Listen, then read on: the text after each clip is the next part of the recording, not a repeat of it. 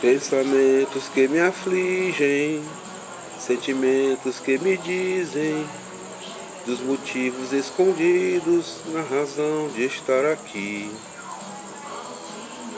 As perguntas que me faço são levadas ao espaço e de lá eu tenho todas as respostas que pedi. Quem me dera que as pessoas que se encontram se abraçassem como velhos conhecidos, descobrissem que se amam e se unissem na verdade dos amigos. E no topo do universo uma bandeira estaria no infinito iluminada pela força desse amor, luz verdadeira, dessa paz tão desejada. Eu penso nas razões da existência, contemplando a natureza desse mundo, onde às vezes aparentes coincidências têm motivos mais profundos. Se as cores se misturam pelos campos, é que flores diferentes vivem juntas, e a voz dos ventos na canção de Deus responde todas as perguntas. Pensamentos que me afligem, sentimentos que me dizem dos motivos escondidos na razão de estar aqui. Meus irmãos, minhas irmãs, essa música cantada é linda, sabe? Principalmente pelo rei Roberto Carlos, né? Pensamentos, rei Roberto Carlos e Erasmo Carlos, né? Interessante, linda a letra da música, não é? Que nos leva aqui, que nos lembra aqui a união, né? Que as pessoas que se encontram se abraçassem como velhos conhecidos, descobrissem que se amam e se unissem na verdade dos amigos. E como a nossa sociedade atual, né, no momento, quando nós estamos vivenciando aí o ano 2011, né, nós estamos em janeiro, mais precisamente 18 de janeiro de 2011, e como a nossa sociedade hoje, ela se ressente, né, de tantas coisas, né, de mais união, de mais amizade, de mais amor, de mais humanidade, né? E essa letra do rei Roberto Carlos, Pensamentos, né, vem justamente a nos lembrar dessa verdade, né, verdade que posta em prática torna certamente o mundo melhor, né, um mundo de amor, né, de esperança, de amizade, um mundo de maravilhas, né? E assim nós estamos começando mais um programa com essa música linda, Pensamentos, do rei Roberto Carlos e rei Erasmo Carlos. Se você tiver condições de ouvir em casa, se tiver, escute, porque é linda essa música, Pensamentos. E assim nós estamos começando mais um programa do Varela no Ar, já está começando. Na direção geral, Lucas, Nayara e Mona Lisa Varela. E para os nossos queridos ouvintes que acompanham o nosso programa, na paz do Senhor, nossas indicações. Varela, Clínica de Estética e Beleza, Fortaleza, Ceará, bairro Aldeota, Rua Oswaldo Cruz, 1660. E os telefones 85 3224 0783, 3224 7018. Acesse varelaesteticabeleza.com.br. A TV Diário de Fortaleza, Ceará apresenta domingo à noite, às 20 horas, o programa Check-up. O assunto é saúde e beleza. Apresentação Natália Varela. A Rádio Vida 102,9 FM de Fortaleza, Ceará apresenta sábado à noite, às 23 horas, o programa 100% Jesus. A palavra do Senhor ganhando vidas, ganhando almas para Jesus no programa da missionária Natália Varela. A Rádio Vida 102,9 FM de Fortaleza, Ceará apresenta de segunda a sexta-feira, ao meio-dia, programa Vida News.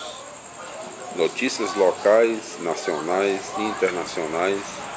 E os apresentadores Felipe André e Natália Varela. Fique bem informado no seu horário de almoço. A palavra do Senhor é lâmpada para os meus passos e luz para o meu caminho. Salmo 119, 105. Meus irmãos, minhas irmãs, na paz do Senhor, queridos ouvintes que acompanham o nosso programa, temos a alegria de dizer que concluímos o nosso objetivo, meu e dos nossos diretores gerais, Lucas Nahalha e Mona Lisa Varela, colocarmos a Bíblia Sagrada em seu total conteúdo na internet, no YouTube. E graças ao nosso bom Deus, louvado seja nosso Senhor, nosso Deus, nós conseguimos já colocar o Velho Testamento nos seus 46 livros do Velho Testamento, do primeiro livro Gênesis de Moisés ao último livro Profecia de Malaquias. Primeiro ao último, primeiro, o último, o 46, 46 livros. E hoje nós temos a alegria de começarmos aqui o Novo Testamento, introdução ao Novo Testamento. O Novo Testamento nos conserva por escrito o testemunho a respeito de Jesus de Nazaré, deixado pelos apóstolos e seus discípulos imediatos. Os documentos que a igreja dos primeiros séculos, guiada pelo Espírito, reteve como referência e expressão fundamental da revelação de Deus que se deu em Jesus de Nazaré. Estes escritos nos mostram como e em que sentido se cristalizou a fé em Jesus como Cristo, Messias, Filho de Deus e Salvador do mundo. Não contém uma teologia sistemática como se desenvolveu, sobretudo a partir dos grandes concílios ecumênicos dos séculos IV e V. É antes uma coleção de testemunhos extremamente diversificados, conforme os ambientes e as personalidades que os produziram. Daí a necessidade de ler o Novo Testamento com atenção para seu contexto histórico. Qual é a realidade que, por trás das palavras tão diferentes de Marcos, ou João, Paulo ou Tiago, está sendo apontada? E como expressar esse sentido para nós hoje? Autores, datas, cânon. Quanto aos autores do Novo Testamento, temos apenas certeza relativa. Nem sempre é tradicional a atribuição de tal livro a tal autor. Resiste aos questionamentos históricos, mas isso não diminui em nada o valor do escrito. As cartas de Paulo mostram que ele se servia de secretários, como foi certamente também o caso dos outros apóstolos.